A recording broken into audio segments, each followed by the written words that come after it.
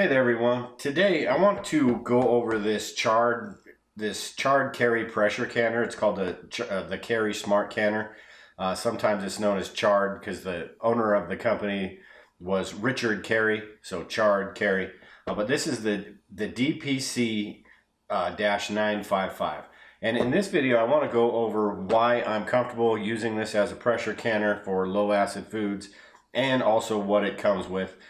In the next video, I'm going to be doing a video in the next day or two about, I'm going to actually use it and show you how it all works and all that. So before we get into, what this thing does, I want to kind of explain a little bit of backstory about why I need something, or why I wanted something like this.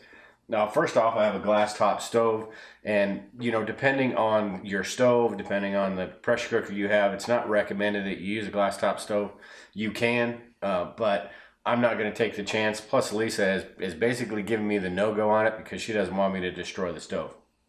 I also thought about, and I'm going to in the future, about an outdoor propane burner with an all-American pressure cooker, the bigger ones.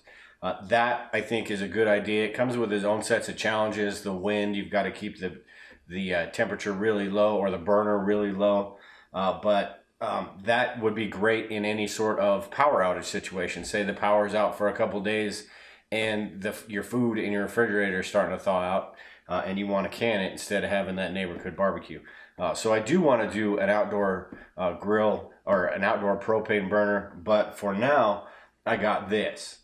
Now, before I get into all the bells and whistles of this machine, I want to explain why I feel comfortable using this as a pressure canner for low acid foods, and some of the research that I've done. Being in the restaurant industry my whole life, I'm a bit OCD about food safety, and it's really important when you're canning foods because you've got stuff like botulism and all of that. So I did quite a bit of research on this, and the better part of a week I spent researching this, and a lot of the research was basically people saying don't use electric pressure cookers, canners to pressure can low acid foods. And most articles I read talked about, they referred me to the NCHFP article, which is the National Center for Home Food Preservation, that states they don't recommend pressure canners or pressure canning in an electric multi-cooker.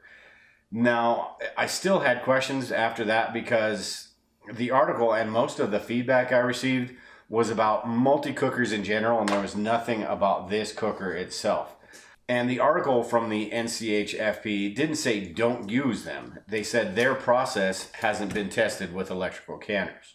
It says our pressure process directions have not been developed for that type of appliance, and the canner being used does matter. Our recommendations were determined for stovetop pressure canners, which hold 4 or more quart-sized jars standing upright, which this one does actually. So still confused and on the fence, I did more research and I came across an old survival podcast episode, I think it was 1855, where Jack Spirko was talking about this specific canner, and he mentioned that there's only a couple canners that he actually recommends. This one, and then a distant second, I can't remember what it was, but it was the Super XL or something like that. But he had mentioned how he's been using it for a couple years. He went through some directions. I'll leave a link below to that episode so you can listen to that. But, as far as I know, he's still alive, and if he's been using this for 2-3 years, I'm pretty confident at this point that I can use it.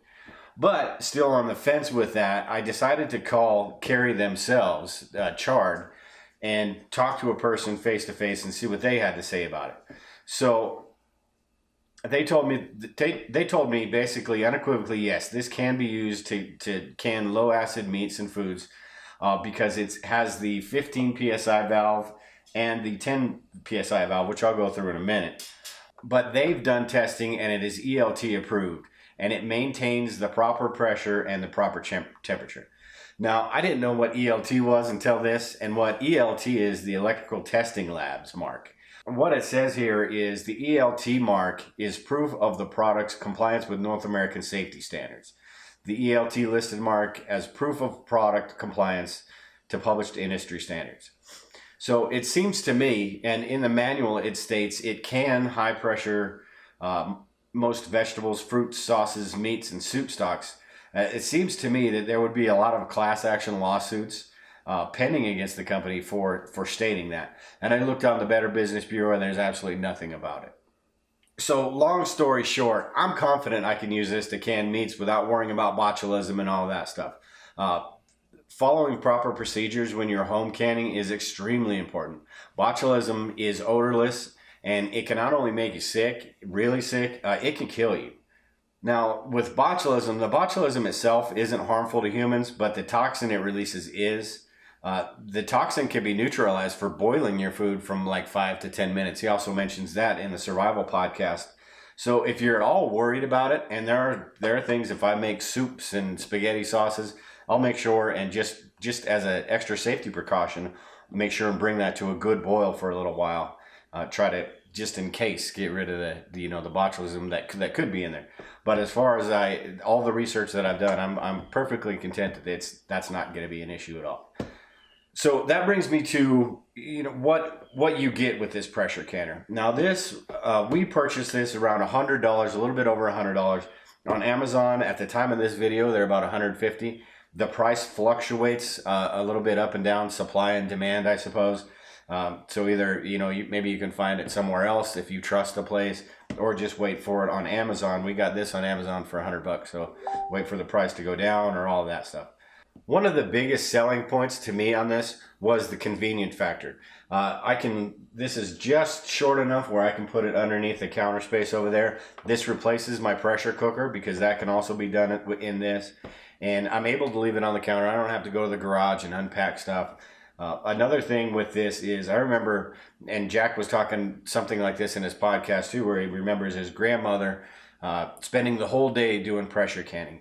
And this, for me, it kind of fits my style a little better because I don't plan on doing a massive amount of pressure canning. Now, I may grow into that in the future, but for now, this fits 4 wide mouth jars, and I'm perfectly okay with that for now.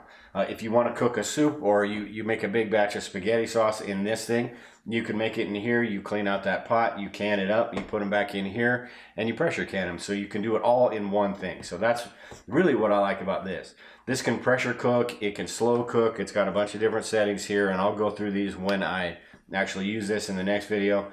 But it can slow cook, it can steam, it can water bath can, it can pressure can. I've heard a couple reviews about water bath canning can get kind of messy. We'll have to see, but that's what I've heard so far. One of the great things, because I live here in Colorado, so we're above 1,000 feet. We're way above 1,000 feet.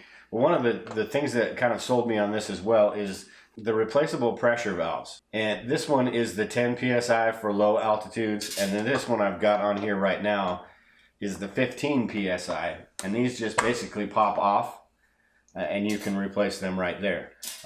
Here in Colorado, that's super important because we're at high altitudes. And a lot of the things that people were saying about the pressure or the multi-cookers is that they don't have this manual valve here. And this is not electronic. So this is what kind of makes this better than the other ones. So basically, this is, just super easy to use. It comes with the pot inside. I kind of wish, instead of being the Teflon, I wish this was stainless steel, but not a big deal. Inside here, take the lid off, it might be easier. Inside here, it's got the burner down there. Everything is pretty heavy duty, so you can tell this is meant to stand up to some stuff. The lid here, the only thing I'm worried about is this gasket right here that holds the seal, but I can contact Chard themselves, and I'm sure I can get a replacement out. I might even do that before this goes bad, so I just have the replacement here. Alright, get that back on there. It comes with the power cord. This basically looks like a computer power cord to me. I'm not sure what the differences are. I haven't looked into it. It comes with the canning rack. So you basically put the canning rack in the bottom. You put your jars in there. It comes with a steamer rack. So if you're cooking say you just want to slow cook a pork or something like that, you put that in there, and then you can put, let that cook for a few hours. Put the steaming rack in on top. Then you can cook your potatoes. That way you don't have to have your potatoes in there the whole time. Some recipes you might want to. But also there's a few safety features on here that are kind of nice. It's got the pressure limiting valves, like I already mentioned. mention, it's got the lid lock protection, which basically means that if it doesn't increase to the proper pressure and the lid's not closed correctly, it's not going to start the whole process. It's not going to, you know, overheat and do all of that stuff. It's got the open and close markings right here on the side. It's got the temperature controls. The sensor controls the temperature of the inner pot and avoids exceeding the limit. Pressure control, the flexible gasket, and pressure switch controls the pressure continually. The pressure switch here and the gasket. Fuse protection, which is kind of nice, is that if this machine exceeds the limit, the fuse will switch the power off on the machine. The temperature sensor in the inner pot, if the inner pot is empty or the temperature exceeds the limit, the sensor will switch off the power. So it's kind of nice because a lot of the stuff you really don't have to worry about. It's kind of a set it and forget it type thing.